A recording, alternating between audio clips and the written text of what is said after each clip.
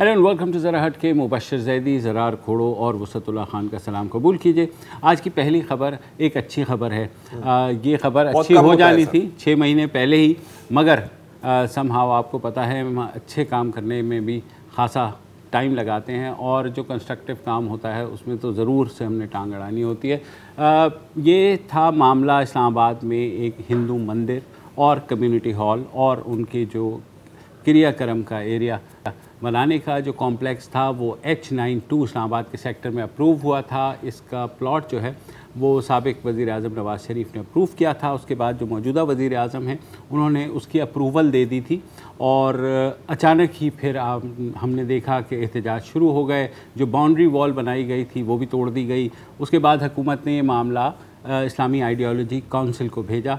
अब Islamic ideology council ने इस बारे में जो अपनी रिपोर्ट दी उसमें कहा कि इसमें कतई कोई जो है रुकावट नहीं है। कानून और आइन दोनों इस बात की इजाज़त देते हैं कि ऐसा कॉम्प्लेक्स बन सके। इस कॉम्प्लेक्स से ऑलरेडी साथ जो है वो बुद्ध मत के पैरोकारों के लिए भी एक जगह बनी हुई है, क्रिश्चियन भाइयों के लिए भी बनी हुई है, लेकिन समझ नहीं आई कि यहाँ क्यों हुआ। बहरहाल वो चीज़ ख़त्म हुई और अब ये ख़बर आई है कि CDA जो इस्लामाबाद की कैपिटल डेवलपमेंट अथॉरिटी है उन्होंने नो ऑब्जेक्शन सर्टिफिकेट जारी कर दिया है इब्तदाई तौर पे कि इस पूरे कॉम्प्लेक्स के गिर्द जो है जो बाउंड्री वॉल है वो बनाई जा सकती है। शमशान घाट का लफ्ज़ इस्तेमाल किया है कि बैरूनी दीवार की तामीर की इजाज़त दी जाएगी।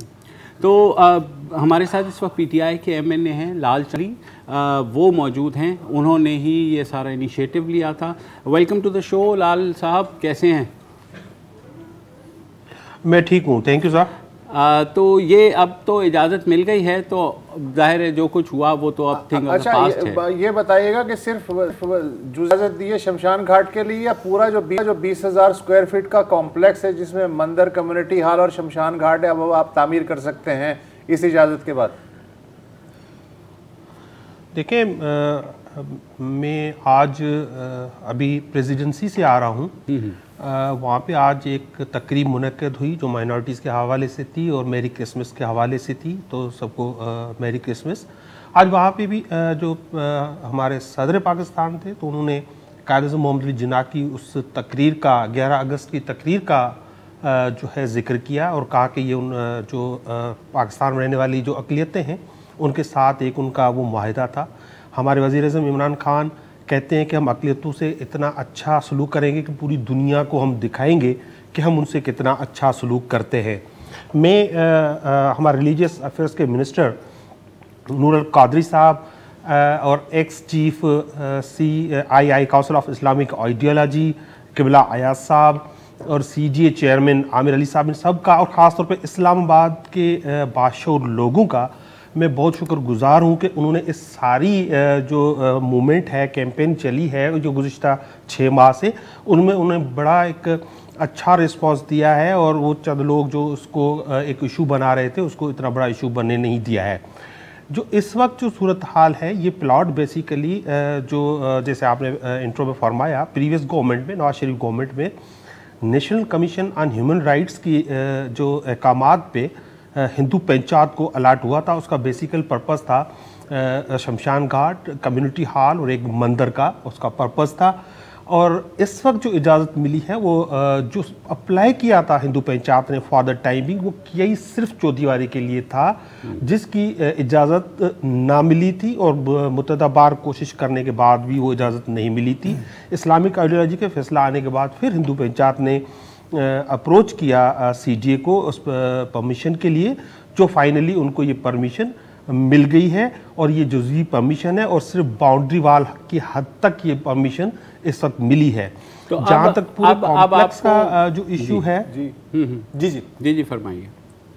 जो कॉम्प्लेक्स का जो इशू है, अब उसमें 2 चीज़ें हैं। एक तो क्योंकि जो इस्लामिक आइडियोलॉजी से जो सवाल पर्टिकुलरली हुकूमत ने पूछा था, क्योंकि आईन पाकिस्तान तो नहीं रोकता हमको नई इबादत गाह बनाने से या इबादत करने से, तो उनसे पर्टिकुलर सवाल ये था कि हुकूमत उसको फंड कर सकती है कि नहीं कर सकती इस प्रोजेक्ट को। उस पे इस्लामिक आइडियोलॉजी ने 2 तजावीज़ दी हैं। एक EVQ ट्रस्ट प्रॉपर्टी बोर्ड जो है उसकी जो भी आमदनी है वो हिंदू जो और सिख कम्युनिटी जो यहाँ से चले गए उनके जो जायदाद हैं उनकी वह इनकम होती है वो उस पर खर्चा हो सकती है। और नंबर 2, अगर गवर्नमेंट कोई एन ब्लॉक 1 अरब रुपए, 2 अरब रुपए, 5 अरब रुपए, 50 crore whatever amount an block minority को अलॉट कर दे और फिर वो माइनॉरिटी फैसला करेगी कि उसका वो किस तरह से यूटिलाइज कर सकती है, तो एक उन्होंने रास्ता भी गवर्नमेंट को दे दिया है। तो उस कॉम्प्लेक्स का जो पूरा कॉम्प्लेक्स जो मजूजा कॉम्प्लेक्स है उसका पूरा स्केच गवर्नमेंट को सबमिट किया हुआ है। Now government has to take the decision. Government इस पर डिसीजन लेगी कि वो इस प्रोजेक्ट को फंड करना चाहेगी या नहीं करना चाहेगी। डेफिनेटली हमारा मुतालबा होगा, हम मैं भी प्राइम मिनिस्टर से मिलने की कोशिश करूंगा कि वो इस प्रोजेक्ट को फंड करें, क्योंकि इस्लामिक आइडियोलॉजी ने भी उसको एक वे आउट उसका दिया है। इन केस अगर हमें रिफ्यूजल आता है तो हिंदू पंचायत इस्लामाबाद अपने रिसोर्सेज से इस प्रोजेक्ट को लेके आगे बढ़ेगी। अच्छा मली साहब, तकरीबन कितने अपनी कम्युनिटी के कितने लोग हैं उस एरिया में जो इस इस्लामाबाद में और इस्लामाबाद के इर्द गिर्द जो इस कॉम्प्लेक्स से फ़ायदा उठाएंगे? देखिए, इस्लामाबाद जो है वो एक फीडरल कैपिटल है। यहाँ पे एक तो 3 से 4 हज़ार पॉपुलेशन रेगुलर यहाँ पे रहती है अपना इस्लामाबाद और उसके मुज़ाफ़ात में। इसके अलावा यहाँ से पूरी दुनिया से भी लोग आते हैं, सिंध, बलूचिस्तान, पंजाब, KP के हर शहर से भी यहाँ पे लोग आते हैं। जैसे मैंने कहा ये एक पूरा कॉम्प्लेक्स है तो उसमें गेस्ट रूम्स भी होंगे, जैसे हम उसको धर्मशाला कहते हैं, प्रीवियसली हम उसको अपना धर्मशाला कहते हैं, जहाँ पे लोग आके रह सकते हैं। तो इस तरह की चीज़ें भी उस पर अवेलेबल होगी। तो पूरे पाकिस्तान की जो हिंदू कम्युनिटी है इस प्रोजेक्ट से उसको फ़ायदा होगा। ठीक है जी, बहुत शुक्रिया लालचंद, आपने तफसील से बताया। उम्मीद यही है कि नहीं, अच्छी बात है। बिल्कुल देखिए, ये आई मीन अगेन ये सिर्फ मतलब पाकिस्तान के हिंदू कम्युनिटी की बात नहीं है। मेरे सामने इस तरह की जो चीज़ें होती हैं ये फर्स्ट एंड फॉरमोस्ट एक नेशनल बिल्डिंग प्रोजेक्ट भी होती है, एंड सेकेंडली अगर आप इस पॉइंट ऑफ व्यू से देखें तो एक इमेज बिल्डिंग भी है इसके साथ साथ। ये दोनों चीज़ें साथ ये सेकेंडरी चीज़ें हैं, सेकेंडरी है, मैं ये नहीं कह रहा कि पहली चीज़ है ह्यूमन मिजरी। बिल्कुल, यानी फ़र्ज़ करें कि आप हिंदू कम्युनिटी के मेंबर हैं तो पेशावर से लेके लाहौर तक कुछ नहीं है, एक शमशान घाट है और वहाँ 50-50 किलोमीटर वाले तो चले आ जाते हैं, लेकिन बाकी जो हैं कहाँ से आएंगे, वो फिर क्या करेंगे, कहाँ से आएंगे? तो जो फिर अपना शमशान घाट में वो जो जलाना भी चाहते हैं उन्हें मजबूरन दफन करना पड़ता है। अच्छा, ये तकलीफ आप तब समझेंगे जब आप श्रीलंका की मिसाल में आपको देना चाहता हूँ कि अब जो कोविड से वहाँ अमवात हो रही हैं तो जो मुसलमान हैं ज़ाहिर है उनकी रिवायती तौर पे तदफीन होती है, किसी भी फ़िरक़े का हो, मगर वहाँ जो है क्रीमेशन जी बिल्कुल, उस पे ज़ोर दिया जा रहा है। तो जब ये आप ये ख़बर पढ़ते हैं जो आपके दिल पे गुजरती है तो एग्जैक्टली वही किसी हिंदू और सिख के दिल पे गुजरती होगी कि शमशान घाट नहीं है और उसको दफन करना पड़ा है। तो इमेज बिल्डिंग तो बाद में होती रहेगी, बेसिकली तो ये ह्यूमन मिजरी का फर्स्ट एंड और ऑब्वियसली आपका लॉ और जो कानून और आइन है दोनों इस बात की इजाज़त देते हैं। तो बहुत अच्छा एक कदम है हुकूमत का। उम्मीद है अब इसमें कोई रखना नहीं आएगा। फ़िलहाल यहाँ एक वक्फा लेते हैं, वक्फे के बाद वापस आते हैं।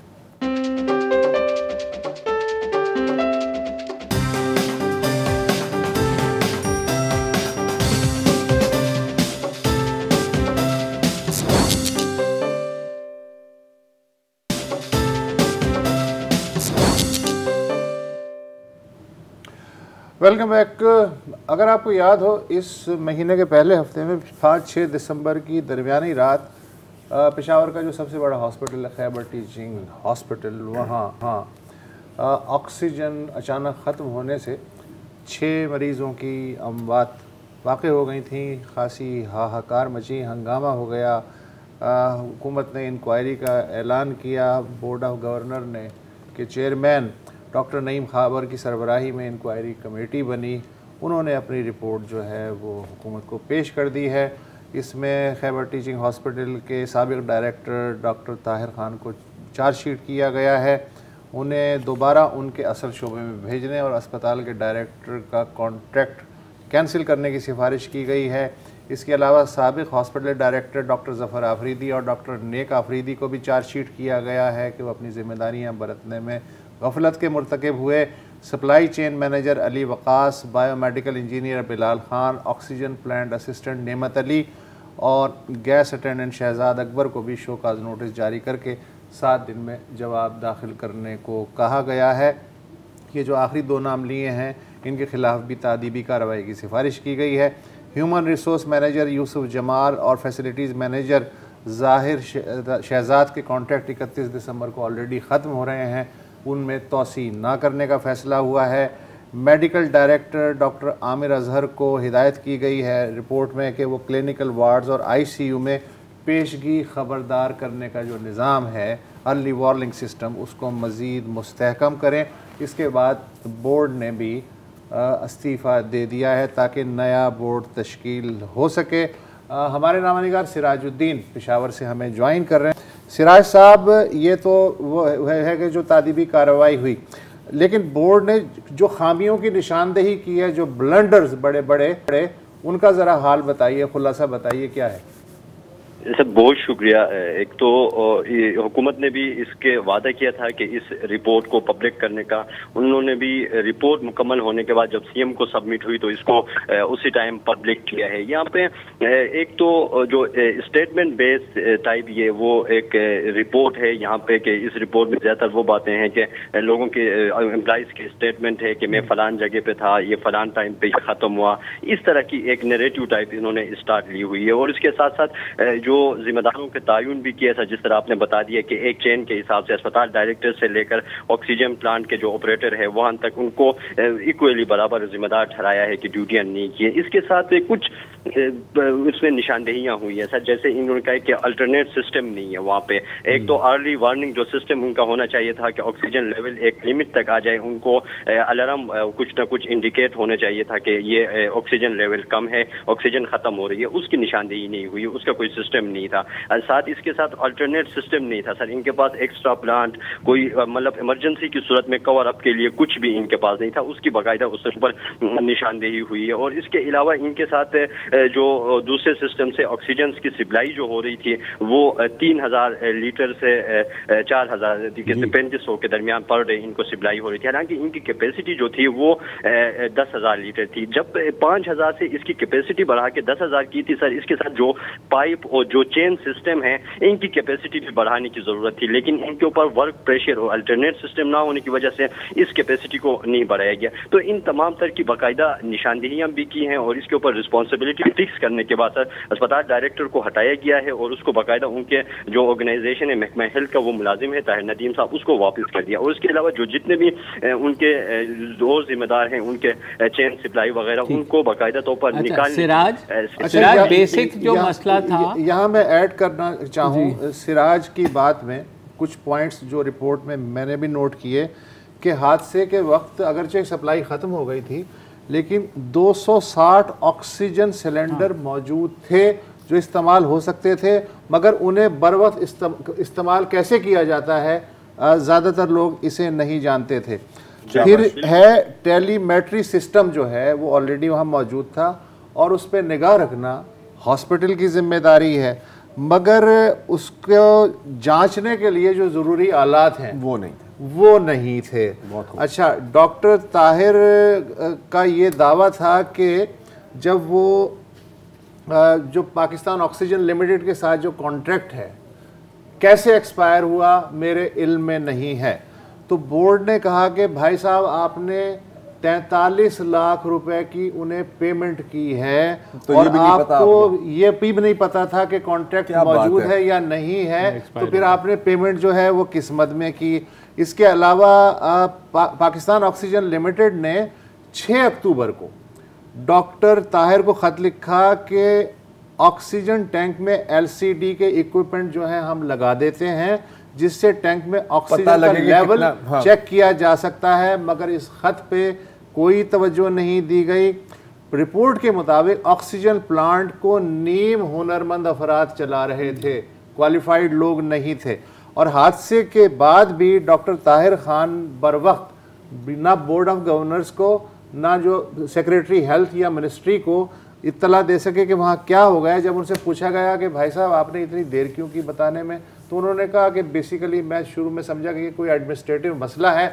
मेरे क्या इसमें। अच्छा सिराज, मैं ये जानना चाहता हूँ कि मेन जो मसला यहाँ था पाकिस्तान और जो ऑक्सीजन लिमिटेड का, कि उनका कॉन्ट्रैक्ट, उस बारे में तहकीकाती रिपोर्ट कुछ नहीं कह रही। क्या हुआ है, अब कॉन्ट्रैक्ट उनसे दोबारा कर लिया गया है, कब तक के लिए कर लिया गया है, ये एनॉमलीज जो है, क्योंकि कल को दोबारा भी ये वाक़या हो सकता है कि भाई वो ऑक्सीजन अगर वो नहीं भेजे किसी भी दिन, क्योंकि कोविड का ज़माना है, बहुत लोग हैं ऑक्सीजन के ऊपर, तो उस बारे में क्या हुआ? इस सिलसिले में रिपोर्ट में ये कहा गया है कि कभी भी पाकिस्तान ऑक्सीजन लिमिटेड से ये नहीं कहा गया कि हमें इजाफी गैस चाहिए। जितनी गैस जो है उन्होंने मांगी उन्होंने पीओएल ने दी है। ऐसा नहीं कि पीओएल ने रोक ली। वो ठीक है, मैं वही कह रहा हूँ। तो कॉन्ट्रैक्ट का क्या हुआ? सर अभी तक कॉन्ट्रैक्ट रिन्यू या नया कॉन्ट्रैक्ट नहीं हुआ है, लेकिन रिकमेंडेशन ये आई है कि जल्द से जल्द नया जो कॉन्ट्रैक्ट है वो मुकम्मल कर ले, और इसके साथ ऑक्सीजन की अल्टरनेट प्लांट के लिए भी उन्होंने सिफारिश की है। लेकिन अस्पताल इंतजामिया का अब ये कहना है कि बाकायदा तौर पर प्रॉपरली जो सप्लाई होती है ऑक्सीजन की उसको प्रॉपरली चेक किया जाता है, इसको इंश्योर किया जाता है कि ये काफ़ी है, और बाकायदा नेक्स्ट सप्लाई के लिए उनके साथ बाकायदा लाइजान में रहते हैं मुताल्लिका लोग और इनको इंश्योर करते हैं ये सप्लाई होती है। सर इसके साथ मैं एक चीज ऐड करना चाहता हूँ, बोर्ड ऑफ गवर्नेंस की जानिब से ये जो चीजें निशानदेही की गई है, ये चीजें, ये जब नई बिल्डिंग यहाँ पे बन रही थी इसकी वजह से इसका जो मेन ऑक्सीजन प्लांट था उसकी वजह से इसको हटाया गया था। इसके बाद इस नए प्लांट को लगाया गया था और बाकायदा तौर पर उस वक्त ये डिसाइड हुआ था कि पुराने जो प्लांट है इसको दोबारा असल शक्ल में बहाल करेंगे। लेकिन बोर्ड ऑफ गवर्नेंस की तकरीबन इतने साल बिल्डिंग्स बनने के बावजूद भी कभी भी इस मीटिंग में इस चीज को डिस्कस नहीं किया, कभी भी दोबारा अल्टरनेट इसके बैकअप प्लांट के ऊपर कभी भी कोई डिस्कस नहीं हुई। बोर्ड ऑफ गवर्नेंस की जब हमने सवाल उठाते हैं तो वो ये जवाब देते हैं कि उनका काम जो होता है पॉलिसी मेकिंग होता है। ऑक्सीजन जो मेन प्लांट है इसको नॉन प्रोफेशनल लोग चला रहे थे।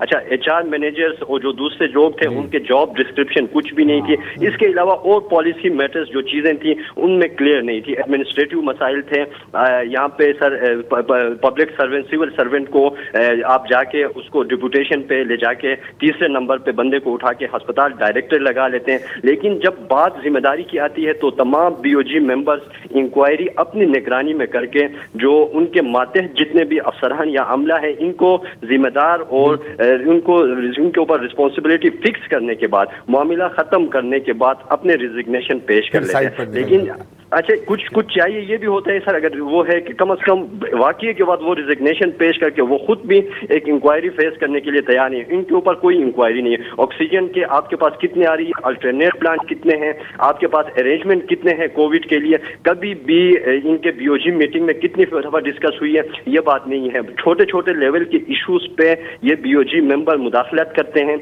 अस्पताल जो मेडिकल डायरेक्टर्स हैं उनके इशूज के ऊपर भी वो मुदाखलत करते हैं, लेकिन पॉलिसी मेकिंग के ऊपर कुछ हद तक इनकी वो नहीं होती है। सर ये बीओजी मेंबर्स के डॉक्टर ताहिर नदीम जो एचडी जिसको रिस्पॉन्सिबल बना के हटाया गया था सर, इसका नंबर जो जब इसकी अपॉइंटमेंट हो रही थी ये तीसरे नंबर पे था। ये वही डॉक्टर था सर। ये केटीएच में 3 जो मेन इंक्वायरियां हुई थी उन इंक्वायरियों को इसी ताहिर नदीम ने कंडक्ट किया था। इनकी रिपोर्ट ताहिर नदीम ने बनाई थी। वहां पे एक बिल्डिंग में करप्शन केस हुई थे, वो उसी को भी ताहिर नदीम ने हैंडल किया था। जो कायम मकाम अभी एक्टिंग जो एचडी हैं ये मेडिकल डायरेक्टर थे इस हॉस्पिटल के। वहाँ पे एक मरीज के गलती से उसको कैनेला लगने के दौरान कोई इशू हुआ था, उसका हार्ट कट गया था, शुगर पेशेंट था वो। इसके ऊपर इंक्वायरी हुई थी। उसी इंक्वायरी में इसी एक्टिंग जो एचडी हैं अभी जिसने इंक्वायरी की है इसको जिम्मेदार ठहराया गया था, इसको एमडी के पोस्ट से हटाया गया था। अब भी इसी एक्टिंग एचडी इसी से लगा के इसी से दोबारा इसी चीज को इंक्वायरी करें।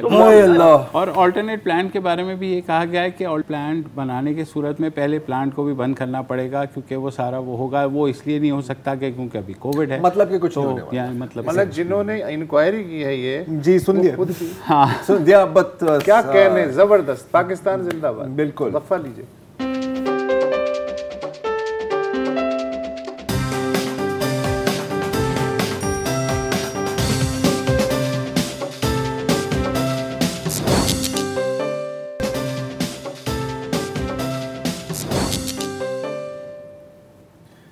Welcome back. और अगर आपको लग रहा है कि मैं थोड़ा सा उदास लग रहा हूँ, इसकी वजह है कि मैं वाकई उदास हूँ। और मैं उदास क्यों हूँ? क्योंकि मैंने जो पसंदीदा एंकर हैं, मतलब पूरी दुनिया में मेरे गुरु, मेरे मुर्शिद अर्नब गोस्वामी साहब पर आजकल बड़ी बुराई आई हुई है। जी बिल्कुल। पहले क्या हुआ कि अर्नब भाई को गिरफ्तार कर लिया और बिल्कुल गलत केस में। केस क्या था कि अर्नब भाई रेटिंग्स में धांधली कर रहे थे। अब कैसे करते हैं रेटिंग्स में आप धांधली? होता ही है कि रेटिंग का जो सिस्टम होता है, आपको पता है कि कुछ घरानों को सिलेक्ट किया जाता है, फिर उनका एक पैनल बनता है और फिर मॉनिटर किया जाता है कि यार ये कौन से टीवी चैनल देखते हैं और कौन से टीवी चैनल नहीं देखते। जो ज़्यादा देखे जाते हैं ज़ाहिर है उनकी रेटिंग बढ़ जाती है, और जो नहीं देखे जाते हमारी तरह उनकी रेटिंग गिरती रहती है। अर्नब भाई की रिपब्लिक चैनल और रिपब्लिक भारत की रेटिंग हमेशा टॉप थी, और पता है ना वो हमेशा ऐड बना रहे होते हैं, हाईएस्ट रेटिंग ये, हाईएस्ट रेटिंग वो, यहाँ पे भी ये सिलसिला चल रहा होता है। लेकिन फिर किसी लगा कि यार ये जो जिन घर में रिपब्लिक टीवी, आपको पता है वो इंग्लिश लैंग्वेज का चैनल है, जिन घरों में ये देखा जा रहा है वहाँ पर तो कोई अंग्रेजी ना बोलता है, ना समझता है, ना पढ़ता है, तो ये क्या हो रहा है? तो पता लगा कि अर्नब भाई की जो कंपनी है उन्होंने इन पैनल वाले घरानों को पैसे खिलाए कि आप कुछ ना करें, आप बिल्कुल अपनी वो दाल रोटी पकाते रहें, आप सिर्फ बैकग्राउंड में टीवी चैनल हमारा चलाते रहें, छोड़ दें, बस ऑन करके छोड़ दें। तो अब कोई होगा कोई तकरीबकार किस्म का इंसान, उन्होंने विसल ब्लोइंग कर दी। ये तो यहाँ भी हो चुका है, यहाँ पे भी हो चुका है, उस पर हम बाद में आएंगे अगर टाइम बचा तो, क्योंकि अभी मैं अर्नब पे फोकस कर रहा हूँ। ठीक है, तो ये हुआ, अर्नब भाई को गिरफ्तार किया गया, बड़ा वावेला मचा। लेकिन फिर जाहिर है कि कोर्ट ने कहा कि अर्नब भाई को गिरफ्तार किया, आपने अर्नब भाई को छोड़ दिया, क्योंकि माना कि वो दिन रात झूठ बोलता है लेकिन हुकूमत के हक में झूठ बोलता है, तो इसके लिए कुछ तो रियायत आपको मिलनी चाहिए। अब मसला, दूसरा जो मसला हुआ अर्नब भाई के साथ कि देखो भारत में तो आप कुछ भी बोलो, किसी के बारे में भी बोलो, चीख के बोलो, रो के बोलो, कोई फर्क नहीं पड़ता, बेशक झूठ बोलो। भारत रिपब्लिक टीवी और रिपब्लिक भारत जो हिंदी लैंग्वेज चैनल है, वो सिर्फ भारत में नशर नहीं होता, वो एक और मुल्क है, आपका नाम सुना होगा, इंग्लैंड के नाम से, यूके, वहां पर भी नशर होता है। और वहां पर मसला क्या है कि वहां पर कुछ चीजें होती हैं, उनको कहते हैं हम रेगुलेटर्स। ठीक है, और वहां पर एक रेगुलेटर है बड़ा खतरनाक किस्म का, जिसका नाम है ऑफकॉम। आपने सुना होगा, हमारे कुछ निजी चैनल्स पर भी उन लोगों ने पता नहीं बिल्कुल नाजायज किस्म की वो जुर्माने लगाए थे। ARY का नाम मत लेना। मैंने लिया, मैं कभी ले ही नहीं सकता ARY का नाम। तो क्या हुआ कि पिछले साल आपको याद है कि भारत ने एक स्पेस प्रोग्राम लॉन्च किया था, वो चंद्रयान जो भी था उनका, which was going to the moon, Chandrayaan, thank you. अब डिस्कशन हो रही है कि यार बड़ी बात है भारत के लिए, और यकीनन बहुत बड़ी बात थी, और पता नहीं क्यों वहां पर पाकिस्तान का जिक्र हो गया। अब पाकिस्तान का जिक्र हुआ तो पाकिस्तान में क्या हुआ कि जी ये वहां के साइंसदान दहशतगर्द, वहां के मतलब बच्चे दहशतगर्द, वहां के मतलब आटे के चक्की पीसने वाले दहशतगर्द, सब दहशतगर्द, साइंटिस्ट दहशतगर्द, and so on and so forth. और वो पूरे का 1 घंटे के लिए टें करते रहे। ऑक्सकॉम ने देख लिया, ऑफकॉम ने देख लिया, और ऑफकॉम ने कहा कि सर ये तो हेट स्पीच है। ठीक है, बीच में लोगों ने बड़ी मिन्नतें की कि नहीं जी इसमें कोई हेट स्पीच नहीं है। ऑफकॉम ने कुछ नहीं सुनी, और ऑफकॉम ने 20,000 पाउंड का जुर्माना लगा दिया है अर्नब भाई पर और अर्नब भाई के चैनल पर। अब आपको पता है हम अक्सर अर्नब भाई पे बात करते हैं क्योंकि मैं फ़ैन हूँ उनका, लेकिन लोगों ने कहा कि यार आप इतनी उनके बारे में बात करते हैं, आप कभी उनसे बात नहीं करते। तो मैंने कहा कि यार ये भी कमी आज पूरी कर ही देते हैं। तो we have with us Arnab Goswami साहब on the line today, and thank you for joining us Goswami साहब। सबसे पहले तो ये बताएं कि पहले गिरफ्तारी हुई, हाँ, फिर आप पर ये लंबे नोटों का जुर्माना पड़ गया है, आपको कोई आइडिया था कि ये होने वाला है आपके साथ? और मेरा ख्याल है कि अर्नब का हर एक व्यूअर यही कह रहा होता है कि I don't know what hit them. तो ये हुआ है अर्नब भाई के साथ यार। अच्छा, जहाँ तक ये रेटिंग का ड्रामा है ना, तो बिल्कुल ये पाकिस्तान में भी ऐसा हुआ था, और एक निजी चैनल है जिन पर पाबंदी भी लगी थी, और मैं ख्याल पता नहीं वो उठ गई थी, क्या हुआ था? नहीं, वो एक हुआ था वो, लेकिन पाकिस्तान में भी आपको पता है ऐसे ही कवर अप हो जाता है, फिर वो बाद में उसको कवर कर लिया गया था। यहाँ पर देखिए होता रेटिंग्स में यही है कि कुछ घरानों के अंदर, और हमारे रेटिंग मीटर ज़ाहिर है आपको पता है 22 करोड़ की आबादी में 2000-3000 रेटिंग मीटर होते हैं, तो ज़ाहिर है हर चैनल की ख्वाहिश होती है कि ज़रा चेक रखेंगे कहाँ ये मीटर लगे हुए हैं। तो वहाँ पे अगर किसी को पता लग जाता है तो ज़ाहिर है वो उस घराने को थोड़े बहुत पैसे दे करके, और वो ये वाली बात कि आप जो मर्ज़ी करते फिर रहे, पीछे बस चला के रखें। तो ये सिलसिला है। तो जब तक अगेन डिजिटलाइजेशन नहीं होगी ये स्कैंडल जब आया था पाकिस्तान में, तो क्या पैमरा ने तहकीकात की थी कुछ अलग मुझे याद नहीं। पैमरा कोई जुर्माना हुआ था, कोई तदीबी कार्रवाई हुई थी, क्या हुआ था? कुछ नहीं हुआ था क्योंकि वो स्कैंडल ज़रूर हुआ था, एक आध नोटिस भी हो गया था, लेकिन फिर उसके बाद कुछ नहीं हुआ था। अच्छा, क्योंकि ऐसे ही चलता है ना कि बस ठीक है, आपने जाहिर है जब इतने से आपको पता है कि आपकी मार्केट के लिए डिटर्मिन करने के लिए इतने से रेटिंग मीटर्स हैं, तो सब कोई कोशिश करते हैं। ये तो है। एक वक्फा लेते हैं और फिर आपको बताते हैं कि पाकिस्तान में कराची पुलिस की नई फोर्स जो है और लाजवाब फोर्स है, वो उसका क्या शेप है आफ्टर द ब्रेक।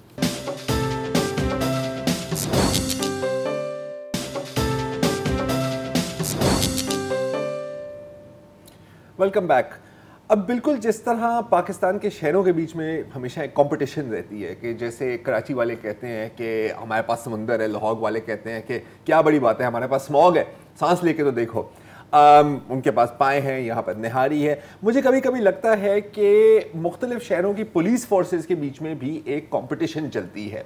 और वो कैसे? एक ज़माने में कराची में एक ईगल फोर्स, ईगल स्क्वाड होता था, आपको याद है, नई मोबाइल्स में घूम रहा था। अब उनके तो पर कट गए, लेकिन फिर पंजाब ने कहा कि यार नहीं, होल्ड माय रूह अफ़ज़ा, हम बनाएंगे डॉल्फिन फोर्स। वो एक और बात है कि डॉल्फिन को तैरने की वहाँ पे जगह नहीं है क्योंकि समुद्र नहीं है, लेकिन डॉल्फिन फोर्स बन गई और बड़ी लश है, घूम रही होती है। लेकिन अब कराची ने कहा कि नहीं यार, हम आपको वन अप करके ही दिखाएंगे, और कराची पुलिस ने एक नई फोर्स लॉन्च की है जो है, जी हाँ, बिल्कुल मजाक नहीं कर रहा, रोलर स्केटिंग फोर्स। विजुअल्स तो वीडियोस, फिसलवां पुलिस आप ये भी देख सकते हैं।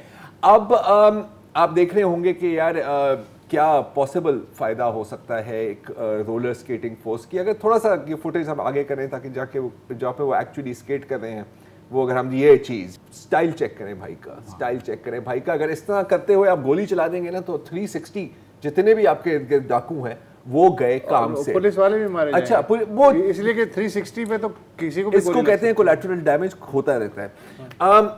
दूसरी बात कि दुनिया भर में ये कोई इतनी नई बात नहीं है। अगर आप देखें नेदरलैंड्स को, ये चेक करो, नेदरलैंड्स में, फ्रांस में, ऐसे ममालिक में अक्सर आप देखेंगे कि ये देखें, ये है नेदरलैंड्स की पुलिस, ये निकल रही है अपनी रोलर स्केट्स पे, कि वहाँ पर भी रोलर स्केट्स फोर्स है कि अगर कोई पेडेस्ट्रियन भाग रहा हो तो आप तेज़ी से उसके पीछे भाग सकते हैं, उनको पकड़ सकते हैं। जो फ़र्क है उन ममालिक में और हमारे ममालिक में कि वहाँ पर जनरली फुटपाथ हैं।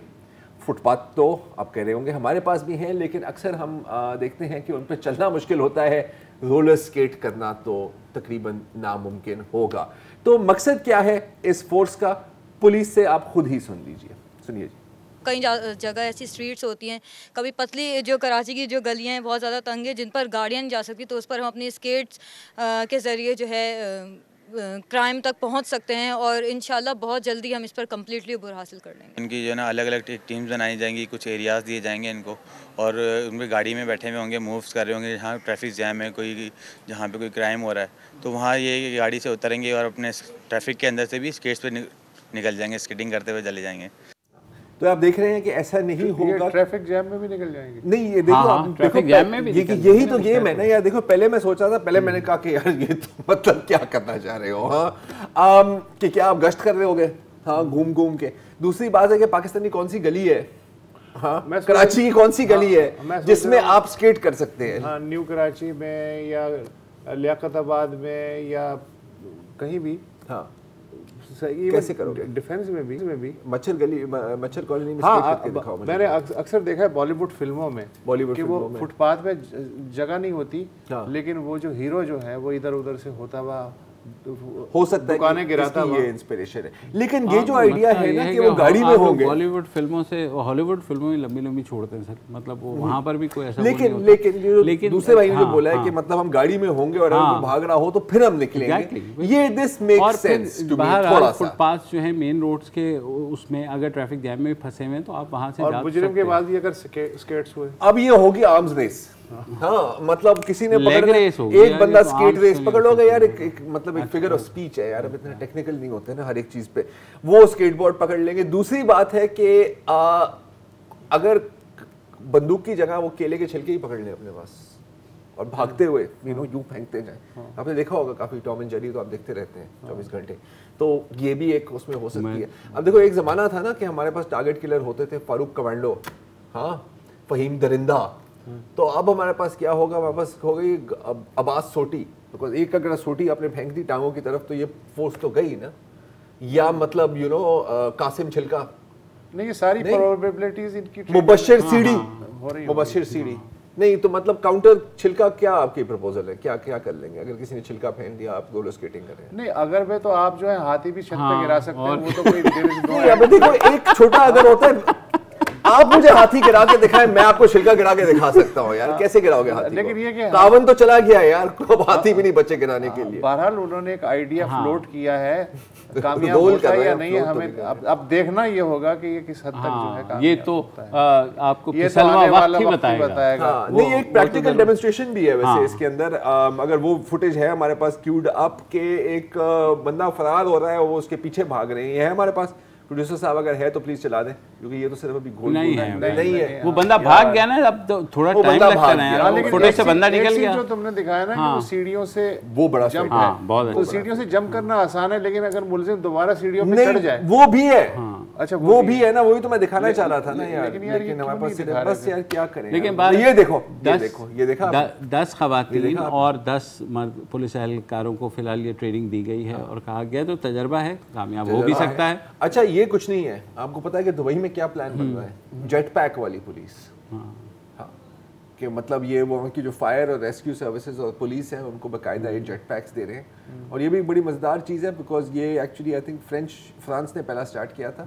इनका जो पिछला रिपब्लिक डे था ना, उसमें एक जेट पैक पर सोल्जर था, वो मतलब ऊपर से उड़ते हुए आपको गोलियां। वहाँ तो खैर हेलीकॉप्टर्स भी होते हैं, लेकिन मुझे इसका फ़ायदा ये लग रहा है कि हमारी पुलिस मोबाइलों में अक्सर पेट्रोल ख़त्म हो जाता है, उनके पास जाने का नहीं होता, तो दैट इज़ वेयर कि ये पुलिस ग्रीन टेक्नोलॉजी है, एनवायरनमेंट फ्रेंडली है यार, ये तो मैंने एंगल सोची नहीं थी देख लेना यार, मतलब इसीलिए आप इस शो को लीड करते हैं और मैं साइड नहीं यार, मैंने लिफाफा पकड़ लिया। अच्छा इसके लिए जरूरी नहीं है ये टेक्नोलॉजी से वो पकड़ने के लिए इस्तेमाल हो, अक्सर पुलिस वालों को कन्वेंस नहीं मिलता है घर से दफ्तर आने तक, तो वो स्केट्स के नहीं, और न्यूयॉर्क जो पहला जो मुजरिम जो पकड़ा जाएगा ना स्केटिंग पुलिस से, उसके साथ जो जेल में जो हाल होने वाला है ना यार, मैं सोच मैं न्यूयॉर्क में एक देख रहा था जब ये हुआ कि न्यूयॉर्क में एक जो रोलर स्केट पुलिस वाले वहाँ बच्चे स्केटिंग कर रहे थे, तो उसने फिर उनको ट्रेनिंग वहाँ देनी शुरू कर दी, तो वो एक जाहिर पुलिस और लोगों के दरमियान जो ये तो CPLC वाला काम हो गया ना, सिटीजंस पुलिस लियाज़न कमेटी।